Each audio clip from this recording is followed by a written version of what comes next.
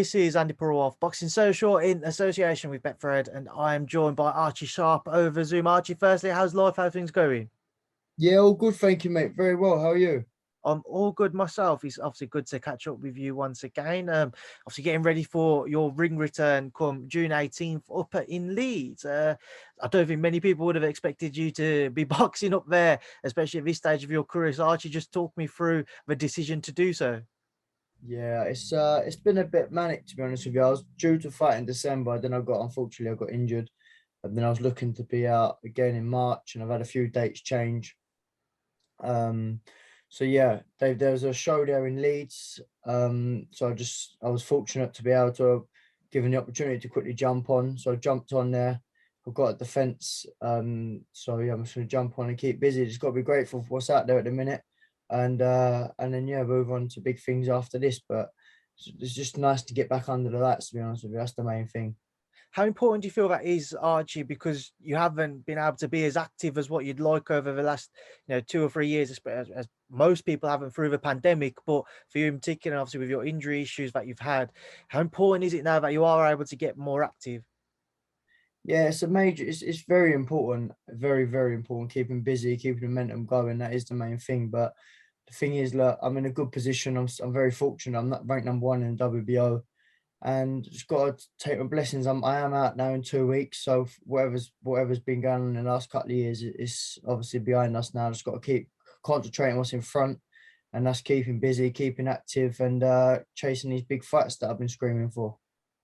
I mean, Archie, I wouldn't imagine that June 18th will go wayward for you or go wrong. But how important is it that you do not overlook whoever it is you end up stepping in the ring with, because you are, as you say, close to a big fight? Yeah, every fight is important, and it's more important when you got fights like these is your mindset. It has to be so focused, and you've got to be on the ball, because you're one slip away and I can change someone else's life, and I can fuck mine up, mess my own one up. Do you know what I mean? So I've got to be on the ball, no matter what.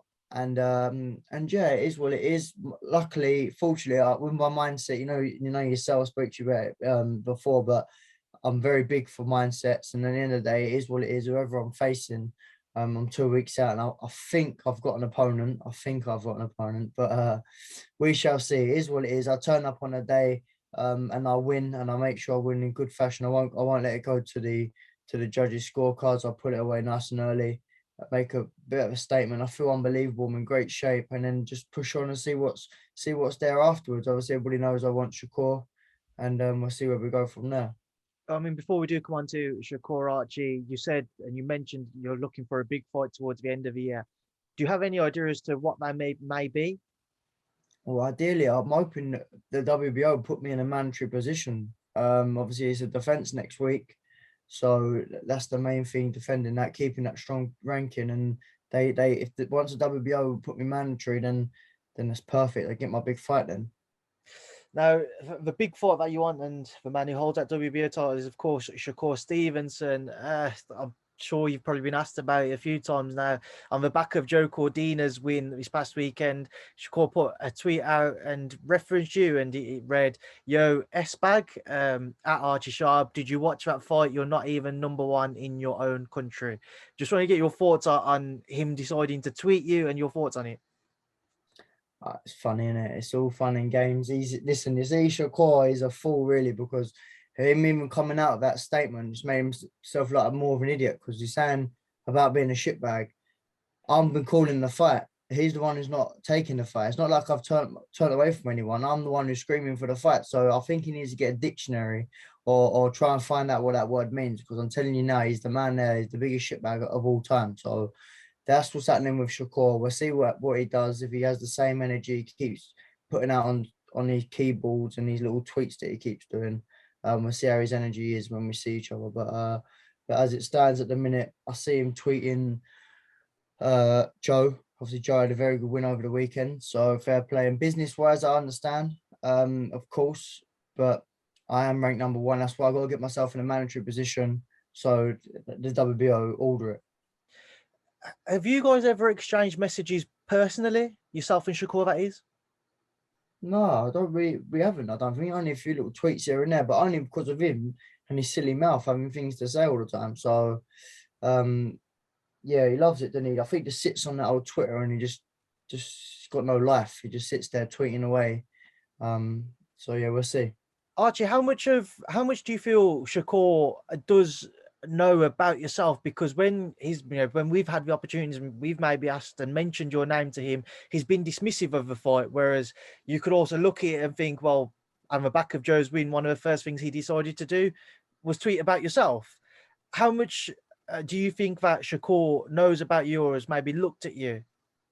100%. I've been calling Shakur's name for a while because he's so used to everyone running away. That's the thing. He's so used to everyone going the other way and not coming towards him. See people like that there. Just, like I said, they only like people running. When there's confrontation head on, they don't like it. So he's saying that he's trying to dismiss me, but I know I'm sitting in his head rent free, and I know that he's thinking of me every single time. He's probably watched fights, and look, I haven't displayed half of what I can do. That's the beauty of it. So I'm just trying to get him into that little trap, bring him in, and we'll have to fight. And then once I beat him, I stay there. I'm not no Camboso getting a little one-off little win and then getting beat again. Once I win and I'm at the world level, I stay at world level. That's the difference. Archie, I do want to get your thoughts on Shakur as a fighter because many people see him as a potential future pound for pound star. Do you see that in him? Do you see why people put him in that kind of position?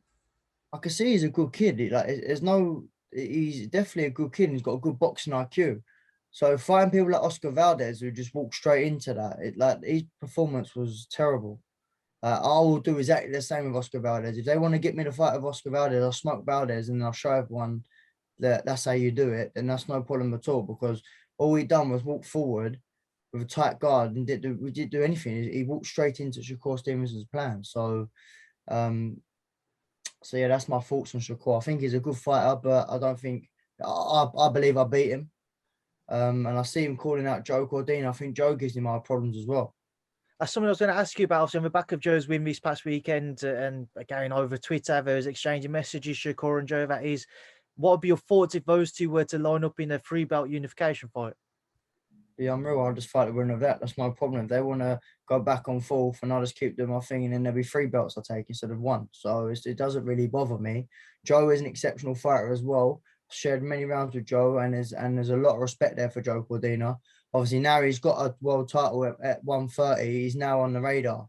So if they do end up boxing and Joe wins or Shakur wins, it doesn't matter. It's irrelevant because I'll just go and pick up the 3 instead of having to fight Shakur for the 1. What did you make of Joe's devastating stoppage win against Kenichi Igawa this past weekend? Yeah, great shot, great shot. Surprised me really how quick he finished the fight. It was finished before it got started. So, but fair play to him. He got a good shot. And yeah, he's now the WBO. He's now the IBF World Champion at super featherweight. So fair play to him. It's just been interesting to see how the fight would have turned out later on in the rounds. I was probably interesting to see how that goes, but he done what he had to do and finished it. No, don't get paid overtime. I mean, Archie, you mentioned you've previously shared the ring inspiring with Joe. Have you ever seen that side to him? Have you seen that power that he showed in that one knockout punch, that devastating stoppage? Joe's a strong kid. Just because he hasn't had as many stoppages as people think he should have. The thing is, when you're at this level, just because you're not getting stoppages left, right, and centre, it doesn't mean that you can't punch. You're still strong enough at world level. You still have that punch to keep someone off you. I showed that with Declan Garrity. I can end a fight with 1 shot. He's just shown that with his. Obviously, when you're at that level, it's all everyone can punch. You can't get to that world level and not be able to keep to gain that respect from the fighter. Do you know what I mean? You've got to be able to have a strong enough punch to gain their respect so they don't just keep walking forward. So of course he's going to have that. He's now the IBF world champion, so he's definitely got that strength for sure. I was just surprised how quickly he did finish the fight, but it's good. Archie, I just want to get your thoughts as well on Zalfa Barrett's win to claim the European title. Obviously, it was a fight which had previously been spoken about between him and you. What did you make of his performance, his win, and just kind of the credit he deserves for him boxing and winning on what was the anniversary of his mother's death? yeah, massive credit to him and Pat Barrett, his uncle and his team. So massive credit to him. Boxed very well, stuck to a very good game plan, and boxed very well, like I say. And yeah, it was good to see. It was pleasing to see him win and pick that title up on the anniversary of his mum. So no, there's nothing but respect there. Do you still see that as a potential fight down the line, yourself and Zalfa?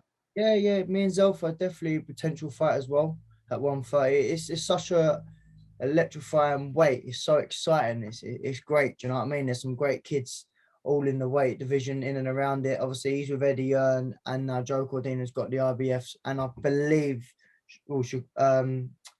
Zelfa's got a good ranking as well in the IBF. So maybe I don't know. I don't know what's on the card. I don't know what's on the table. With this boxing game, you know what happens. Nobody ever knows. So I don't know what they've got planned, but it wouldn't surprise me if Zelfa ends up fighting Cordina, me and Shakur, and then the winner of me versus the winner of them. Do you know what I mean? I don't know. You just never know. But he's winning. He's now the European champion, so he's going to be in and around the mix as well. Right, Archie, we'll leave that there now, and I'll leave you to enjoy the rest of your day. It's a pleasure, as always, to catch up with you, and thank you for speaking to me in Boxing Social. Oh, God bless. Always a pleasure to speak to you. Thank you.